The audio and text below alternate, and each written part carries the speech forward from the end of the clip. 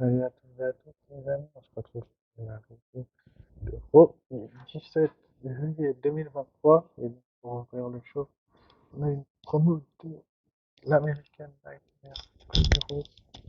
Cody Rhodes qui a tout simplement fait savoir à Brock Lesnar qui pensait lui que c'était un lâche, etc., etc. Enfin bref, on se doutait bien que Lesnar n'arriverait pas quand Cody le demanderait. Enfin, il a mis du temps à venir en fait.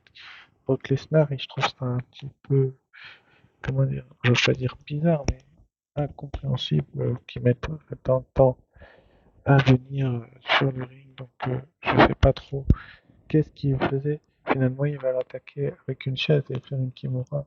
Et ensuite après, on apprendra plus tard dans le show que le match c'est un slam officiel, mais je reviendrai en fin de vidéo. Enfin bref.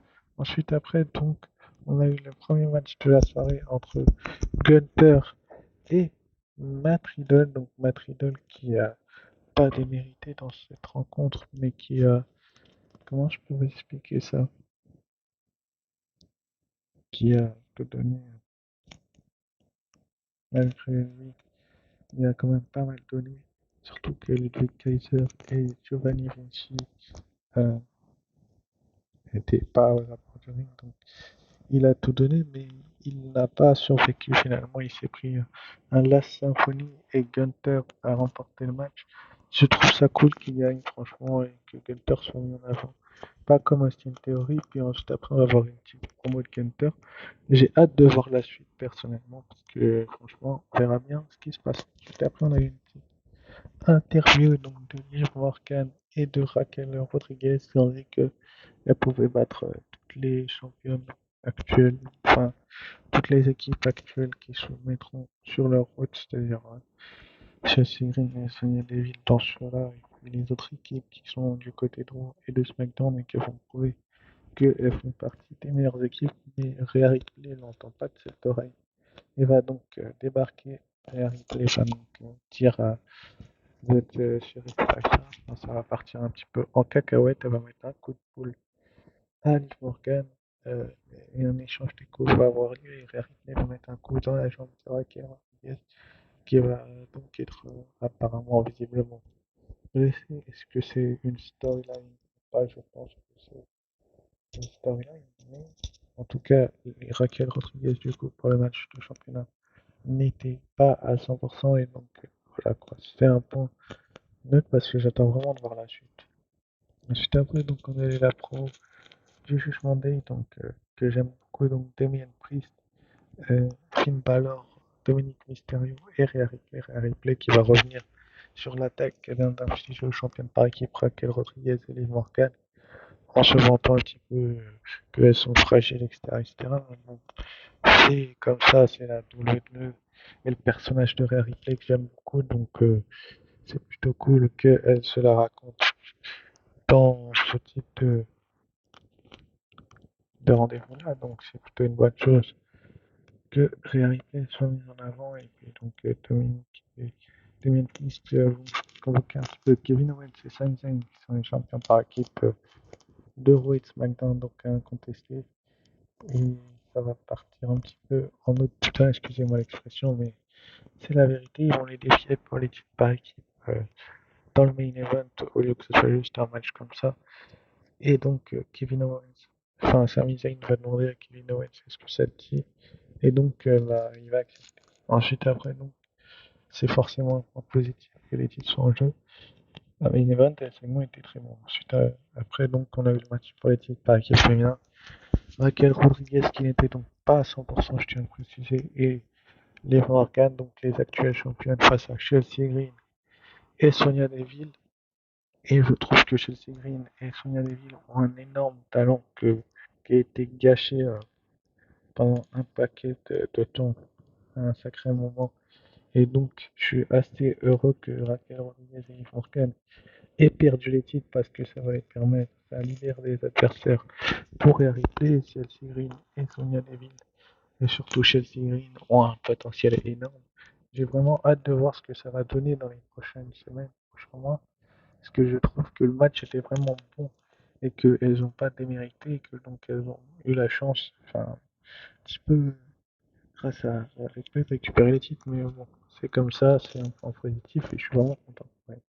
Juste après, donc, on a eu un segment dans les coulisses entre Seth Rollins et Byron Saxton qui va être viré littéralement par Finn Balor. Finn Balor qui va donc faire comprendre à Seth Rollins qui veut les titres par équipe féminin, par équipe, pardon, il va l'attaquer et donc voilà, on va prendre plus tard dans le show qui s'affrontera sur SummerSlam, là aussi pour le titre, sur le moment par la suite. Enfin, les vidéos. Juste après, donc, on a eu le Viking Cruise match, donc Alpha Academy, Chad Gable et aussi la compagnie de Maxime Dubry contre les Viking Raiders. Donc, finalement, après un match dantesque, les gens n'avaient pas grand chose à secouer, qui était quand même énorme et assez bon. Les Viking Raiders ont finalement survécu et remporté la victoire. Mais bon, grâce à Valhalla, je pense qu'ils ont gagné, parce que sans son intervention, l'Alpha Academy aurait gagné. Et apparemment, la guerre n'est pas terminée. Enfin bref, c'est des points positifs et dans l'ensemble, c'était quand même un bon. Juste après, on a eu Shayna Baszler contre Nikki Cross, que Shayna Baszler a squash Nikki Cross avec un qui a fait la clutch en moins de 2 minutes. Donc je trouve ça quand même assez sympathique que Shayna Baszler tout simplement gagne rapidement ses matchs, mais bon, ça fait redescendre le show finalement. Ronda Rousey et Shayna Baszler vont avoir une promo et Ronda va dire à Shayna. On se voit au SummerSlam, le match n'a pas encore été officialisé au moment où je vous parle, mais c'est un point neutre parce que je suis déçu de la durée du match. Enfin, on verra bien. Voilà, ensuite après, donc, on aura Ricochet. On a eu une petite promo pardon, de Ricochet dans les coulisses qui s'adressait à Logan Paul, donc ils vont se retrouver la semaine prochaine en face à face, tout simplement. Voilà, c'est un point neutre là aussi. Juste après, donc, on a eu le Miz Thierry avec Becky Lynch. Donc, le Miz qui a un petit peu titillé Becky Lynch sur le fait qu'elle perd tous ses matchs ces derniers temps. Bon, Miz, t'es bien gentil, mais t'étais pareil avant, tu perdais énormément. Et là, tu te moques de Becky Lynch qui vient de prendre quelque chose actuellement. À la double, certes, elle a perdu comme Joey Stark, un petit peu à cause de Trish Stratus. Et tu te moques d'elle, bah, tout simplement. Donc, ils vont avoir une torsion. Puis, donc, finalement, Becky Lynch va obtenir ce qu'elle veut, c'est-à-dire que je vous expliquerai après. Elle va donc attaquer Trish Stratus et Zoe Stark et va mettre un coup de boule à Zoe Stark avec le masque de Trish Stratus sous le regard un petit peu stupéfait du Miz qui n'a pas vraiment de boule pour Becky Lynch. Enfin bref, toutes les catcheuses le pensent, mais ça c'est pas trop grave.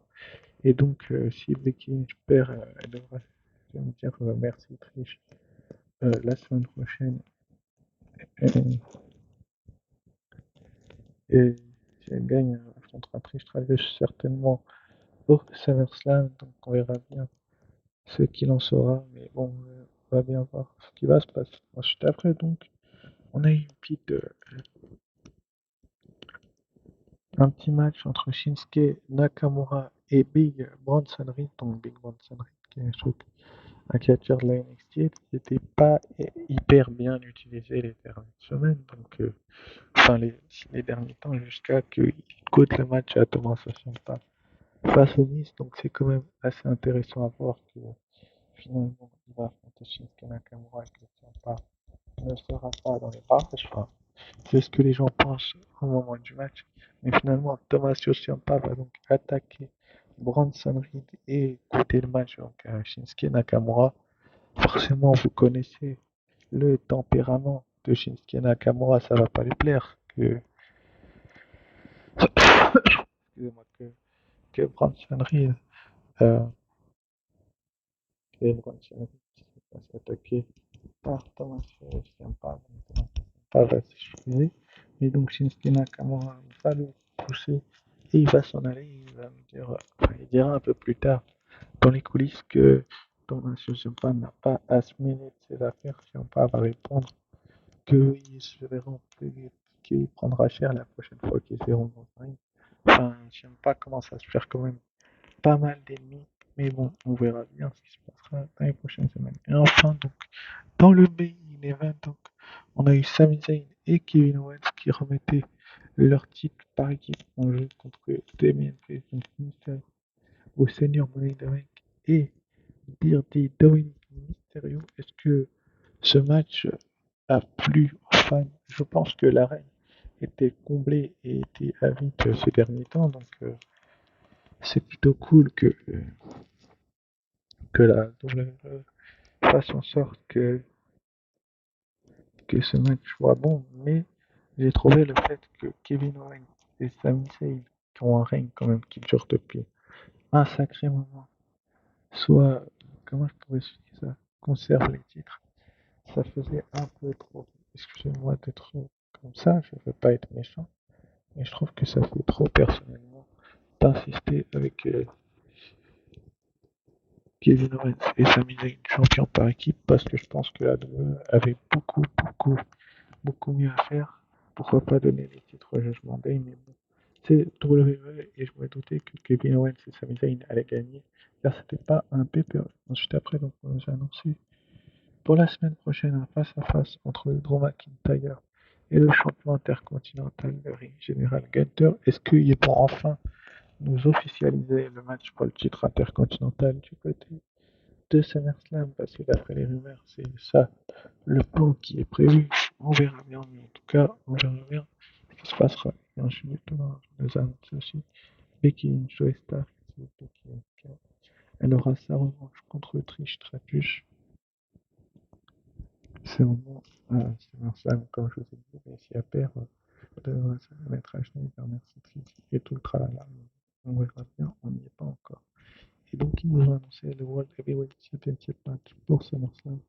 Seth freaking Rollins défendra son titre contre Finn Balor. J'ai envie de vous dire attention à la manette de Damien Priest parce que bon, on va bien voir dans les prochaines semaines ce qui va se passer, mais je crains le pire pour Seth freaking Rollins. Donc on va bien voir si Rollins aura ce qu'il faut pour conserver le titre. Et ils nous ont aussi annoncé donc Cody Rhodes contre Brock Lesnar, c'est-à-dire aidez-moi. On est à une victoire partout, si je ne dis pas de bêtises, mais c'est bien ça. Et donc, SummerSlam, ils vont régler leur compte. Apparemment, une stipulation va être rajoutée par la suite. Donc, j'ai trouvé ce rôle plutôt bon. Et sur ce, bah, je vous remercie d'avoir suivi cette vidéo, même si avant ça, je vais vous dire qu'il y aura une stipulation de rajouter entre Cody et Brock. Mais sinon, je vous remercie d'avoir suivi cette vidéo, likez la, commentez, abonnez-vous. N'hésitez pas à faire tout ça. Et sur ce, je vous dis ciao, bye bye, et à très vite pour une nouvelle review, sans doute NXT. Ciao, bye bye.